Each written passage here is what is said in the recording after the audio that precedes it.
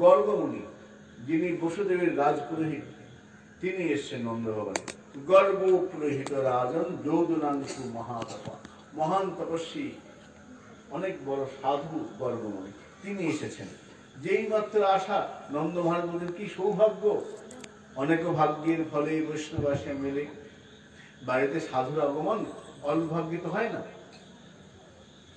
নন্দ মহারাজ বলছেন কি সৌভাগ্য, আপনার মতো সাধু আজ আমাদের ঘরে। সাধুরা গৃহস্থের ঘরে কেন যান? কোনো প্রয়োজন আছে?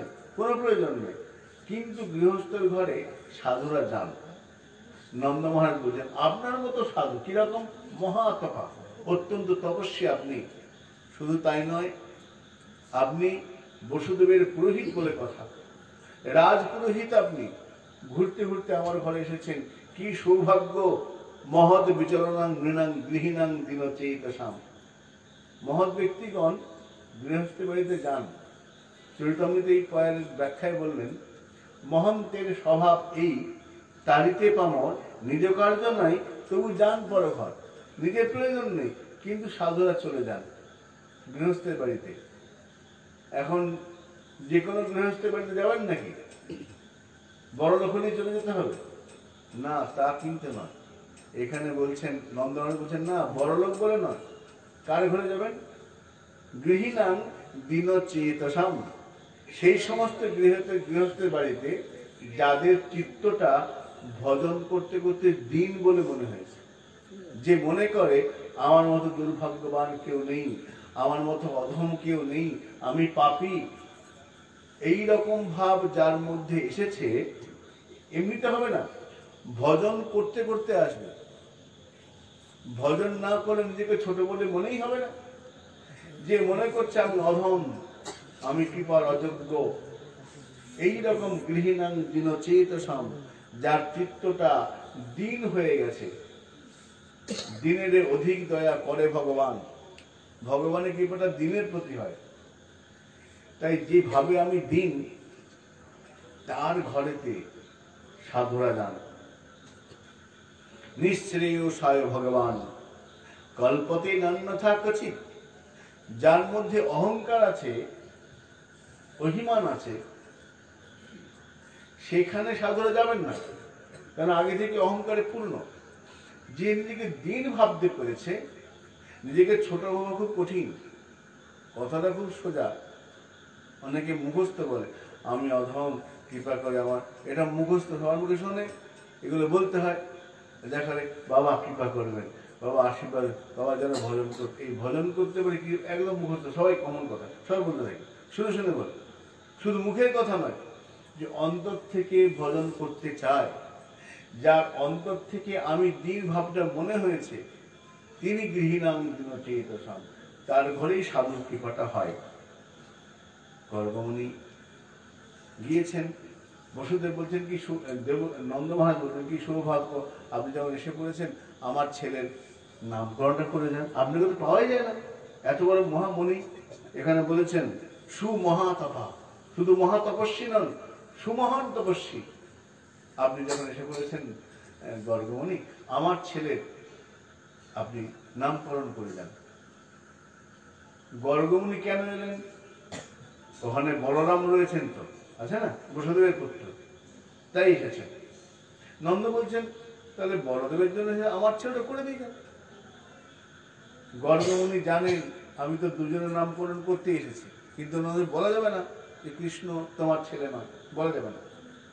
বলে হ্যাঁ দেখো আমি করতে পারি, কিন্তু সমস্যা হলো নন্দ মহারাজ, আমি তো বসুদেবের রাজপুরোহিত, তো আমি যদি তোমার এখানে ছেলেদের নামকরণ করি তাহলে কংসের সন্দেহ হবে, নিশ্চয়ই এখানে কোনো যোগ আছে, তাহলে তোমার উপর চাপ পড়বে। হ্যাঁ ঠিক বলেছেন, তাহলে খুব গোপনে করতে হবে। হ্যাঁ কোনো অসুবিধা নেই, আপনি আপনি যে হাতে নামকরণ করুন আমার ছেলে, আমি গোপনে করব। কোথায় করবো? গর্গমুনি বলছে একটা ভালো জায়গা আছে, কেউ জানবে না, গোপনে হবে। কোথায়? বলে গোশালা, যেখানে গাভীগণ থাকে, ওইটা খুব নিরিবিলি, ওদিকে লোকজন যায় না। বলে হ্যাঁ সে তো খুব সুন্দর, গোশালায় নাম করানো হবে গোবিন্দের, খুব ভালো, ওইখানটা পছন্দ হবে, হবেই তো। শ্রী গোবিন্দ তো কৃষ্ণচন্দ্র তো, তিনি তো গোবিন্দ হচ্ছেন গাভীগণের অত্যন্ত প্রিয়, গো ব্রাহ্মণ হিতায় আছে, তাই ওইখানে নামকরণটা ভালো হবে। নন্দ মহারাজ খুশি হলেন। এদিকে মা রোহিণী এবং যশোদা দুজন যার যার ছেলেকে নিয়ে বসছেন। তো নন্দ মহারাজ এই যশোদা মা বলছেন, রোহিণী দিদি, আমি শুনেছি এই মুনি তোমাদের রাজপুরোহিত বসুদেবের, তোমাদের পুরোহিত, খুব জ্ঞানী নাকি? তো যশোদা রোহিণী বলছেন, হ্যাঁ অত্যন্ত ত্রিকালজ্ঞ, সব জানে, সব জানে। তো রোহিণী যশোদা মা বলছেন, আচ্ছা দিদি, তাহলে এক কাজ করি, তোমার ছেলেকে আমাকে দাও, আমার ছেলেকে তুমি দাও। তোমার যে রোহিণী নন্দন তাকে আমাকে দাও, আমার যশোদা তুমি করে নাও। যদি সত্যি গুণবান বা তপস্বী হয় দেখে বলে দেবে কার পুত্র। তো রোহিণী আসছে, হ্যাঁ ইনি ত্রিকালজ্ঞ, অত্যন্ত জ্ঞানী। তখন যশোদা মা রোহিণীর পুত্রকে কোলে করে নিয়েছেন আর নিজের ছেলেকে দিয়েছেন রোহিণীর কোলে। সত্যি যদি জ্ঞানী হয় তাহলে বলে দেবে এটা এ ছেলে, ওর ছেলে বলে দেবে, নামকরণ হবে। কোলে করে নিয়ে বসেছেন। গর্গমণির সামনে মন্ত্র আচমন করে বসেছেন।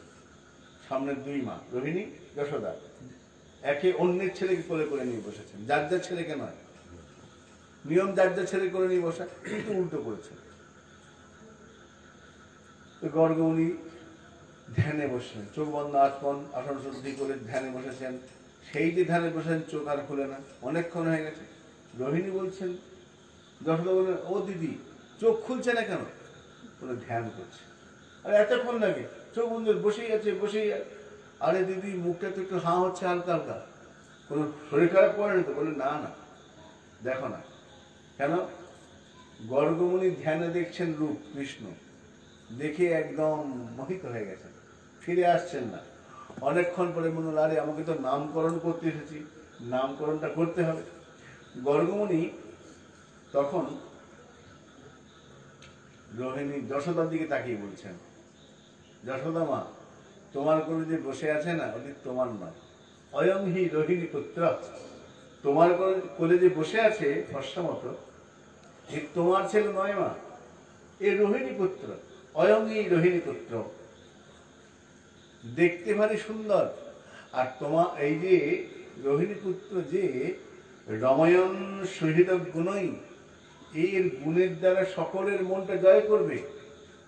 আর যেহেতু দেখতে ভারী সুন্দর, তাই এর নাম রাম। আখ্যার সাথে রামৈতি, আগে বলরামের নাম করা হচ্ছে। যশোদা মা বসে আছে তোমার কোলে বটে, কিন্তু আসলে রোহিণী পুত্র, আর এর নাম হচ্ছে রাম। দেখতে ভারী সুন্দর, আর গায়ে খুব বল। এত বল মা, একটা বড় তাল গাছকে এক হাতে নাড়াতে পারবে, নাড়িতে পারবে, তাই এর নাম হলো বল। গায়ে অত্যধিক শক্তি, তাই এর নাম বল। দেখতে ভারী সুন্দর, দেখা মাত্র মনটা রমিত হয়ে যায়, তাই এর নাম রাম। তাহলে দুটি নাম করুন, একটা বল, একটা রাম। পরবর্তীকালে হয়ে গেছে বলরাম। আসলে দুটো নাম, বল রাম, কিন্তু আমরা বলি বলরাম। আমাদের আছে না গৌর বলরাম, বলরাম, আসলে তিনি বলদেব নাম। তাই নামকরণ করলেন। যদুনাম পৃথক ভাবাত শঙ্করের সনাম উষ্ণতে, এর আরেকটা নাম আছে। একে আকর্ষণ করে আনা হয়েছে, তাই এর নাম শঙ্কর্ষণ, সম্যক রূপে আকর্ষণ করা হয়েছিল অন্য জায়গা থেকে। তার মানে দেবকীর গর্ভে ছিল তো, তাই এর নাম বলরাম, বল রাম, শঙ্কর্ষণ, তিনটে নাম। নন্দ মহারাজ বলছেন, তাহলে আমার ছেলের নামকরণটা হোক। যশোদা বলছেন, বুঝতে পেরেছি আপনি খুব জ্ঞানী, এবার তাহলে আমার ছেলে যে রোহিণী কোলে বসে আছে এর নামকরণটা করে দিন। এইবার একটু হেসে বলছেন, ও যশোদা মা, রোহিণীর কোলে যে বসে আছে তোমার ছেলে, তার নামটা বলবো? বলে হ্যাঁ। বলে সময় লাগবে, এক কথায় তো হবে না, ওর নাম করতে সময় লাগবে। কেন? দেখবে আমরা অনেকেই ঘুম থেকে উঠে কৃষ্ণের ৭৮ নাম পাঠ করে না, তো অনেক নাম, তো একটু সময় লাগবে, সময় দিতে হবে। হ্যাঁ সময় নিন। তো প্রথমে বলি, আসন বরণাস্ত্রয়োঝাস্যা গৃহীত অনুযুগং তরুণ শুক্ল রক্ত তথা পীত ইদানিং কৃষ্ণ তঙ্গত। ও নন্দ মহারাজ, তোমার এই ছেলের গুণের কথা বলি। প্রতিযুগেই তোমার ছেলে আসে, কখনো তার গায়ের রং সাদা শুক্ল, কখনো গায়ের রং লাল, কখনো হলুদ। হলুদ মানে মহাপ্রভু, পীতবসন, পীত বলো না, উজ্জ্বল বর্ণ গৌরবর্ণ, কখনো পীত, কখনো শুক্ল। ইদানিং কৃষ্ণ গত, দাপর যুগে বসে বলছেন তো, দুর্যোগটা দাপর যুগ তো। ইদানিং এই সময়ে তোমার ছেলের গায়ের রংটা একটু কালো হয়েছে, কৃষ্ণতাঙ্গত। কিন্তু অন্যান্য যুগ যখন আসে না, তখন গায়ের রং সাদা হয়, ফর্সা হয়, কখনো হলুদ রং হয়। আর পীত শব্দটা দিকে ঠিক তারপরে পীত মানে দাপরে বসে বলছেন, তারপরেই আসবে। তাই কলিযুগে পীতবর্ণ হবে, তাই পীত গর্গুণী বলে দিচ্ছেন। প্রায়ং বসুদেবস্য কশ্চিৎ জাত তবাত্মজু। ও নন্দ মহারাজ, তোমার ছেলে আর একটা নাম আছে গো। বলে কি? বলে বাসুদেব। কখনো কোন এক সময়ে বসুদেবের ঘরে জন্মেছে বলে দিল, কিন্তু বললেন কোন এক সময়, এইবার বলেন। বললেন প্রায়ং বসুদেবস্য জাতা, কোন এক সময়ে তোমার এই ছেলে বসুদেবের ঘরে জন্মেছে, তার মানে এর নাম বাসুদেব। শ্রীমানভিজ্ঞা সম্প্রচার, এখন আমি তোমার ছেলের নামকরণ করছি। তোমার ছেলের অনেক নাম নন্দবান, বহুনি শান্তি নাম আনি। তোমার ছেলের অনেক নাম বলে শেষ করে দেবে না। অষ্টোত্তর শতনাম, কৃষ্ণের সহস্র নাম, অনেক নাম আছে। বহুনি শান্তি নাম আনি, তোমার ছেলের নামকরণ করে আমি শেষ করতে পারবো না। রূপানি সুতস্ব, আর তোমার ছেলের নাম অনুসারে রূপের অনেক বর্ণনা, অনেক রূপ আছে। গুণ কর্ম রূপানি তান্নহং বেদ নো জানাহা, তোমার ছেলের গুণ অনুসারে নাম আছে, রূপ অনুসারে আছে। কত গুণ তোমার ছেলে, অনেক। তো বলে সবই তো বুঝলো, আপনি সংক্ষেপে নামকরণটা করুন। নন্দ মহারাজ বলে ঠিক আছে। এইবার গর্গমুনি তাকে কৃষ্ণের দিকে, তাহলে ভগবান নামকরণ করছি। তো বসুদেব দিকে তাকে এই নন্দ মহারাজ, এই গর্গমুনি বলছেন নারায়ণ। তোমার ছেলের নামকরণ করছে নন্দ মহারাজ নারায়ণ। যেই নারায়ণ বলেছেন, গোপাল তাকিয়েছেন, ওই বামুন ঠাকুর কি করছো? বলে কেন? নামকরণ করতে নাম। আরে আমাকে নারায়ণ বলছি কেন? তুমি তো নারায়ণী। কথা হচ্ছে চোখে চোখে, কথা হচ্ছে নন্দ মহারাজের সঙ্গে এই গর্গমুনি এবং কৃষ্ণ। তাহলে আমার নামকরণ নারায়ণ বলে কেন? তো এক্ষুনি ভগবান ভাববে। আরে তুমি তো ভগবানই, ভাবার কি আছে? আরে বুঝতে পারছো না, আমাকে যদি ভগবান বলে দাও, আর যদি বুঝে নেয় বা আমাকে আদর করবে না, এক্ষুনি করতে গেলে আমি সিংহাসনে বসিয়ে দেবো। আর সিংহাসনে বসলে ঠাকুরের যা দশা হয় আমরা টের পাই। সারাদিনে দুবার মাত্র ভোগ হয়, সে নকুল দানা সাদা সাদা ছোট ছোট, কালো পিঁপড়ে ভর্তি হয়ে যায় এসে, ছোট্ট একটা এইটুকু জলের গ্লাস। তো অবস্থা খুব খারাপ। যদি ভগবান হয়ে যায়, নারায়ণ করে দেয় না, আমাকে আদর আর করবে, পুজো করবে, পুজো হবে, ঢংঢং ঘন্টা হবে, কিন্তু সেবা ভালো হবে না। তা সেই জন্যে আমাকে ভগবান বানিও না। আমি যে নারায়ণ শব্দটা বলে দিয়েছি, বলেছ, কিন্তু আমাকে এখন ভগবান করো না, তাহলে মায়ের আদর আর পাবো না, তাহলে সিংহাসনে বসিয়ে দেবে। হ্যাঁ, কি করা যায়? কথা চলছে দুজনে, ভগবান এবং গর্গমুনি। বলে দেখো আমরা ব্রাহ্মণ, সব পাই। ব্রাহ্মণ যদি ভালো দক্ষিণা পায় না, সব করে দেবে। তুমি তো নারায়ণ বলে দিয়েছো। আরে নারায়ণ তো বলে, দাঁড়াও কথা তো শেষ করি, কি বলবে? তো গর্গমুনি যেই নারায়ণ বলেছেন, নন্দ মহারাজ, হ্যাঁ আমার ছেলে তাহলে নারায়ণ। তাকিয়েছেন বড় বড় চোখ গর্গ, এই নন্দ মহারাজ। গর্গমুনি বুঝতে পেরেছেন যে নন্দ মহারাজ টেনশনে পড়ে গেছে, সাক্ষাৎ ভগবান বুঝি। তো গর্গমুনি তখন বলছেন নারায়ণের সমগুণই। নন্দ মহারাজ, তোমার ছেলের গুণগুলো কেমন জানো? নারায়ণের সমান জ্ঞান। গুণটা নারায়ণের মতো, মানে অনেক গুণ আছে। নন্দ যাক বাবা, নারায়ণের সমান। নারায়ণ তো বলেনি, কৃষ্ণ যাক যাক, আমাকে তো ভগবানের নামের সমান করেছে, নামটা তো প্রকাশ করেনি। বলে থ্যাংক ইউ। ব্রাহ্মণ ঠাকুর তুমি ঠিক করেছো, আমাকে প্রকাশ তো করো। আচ্ছা নামটা কি?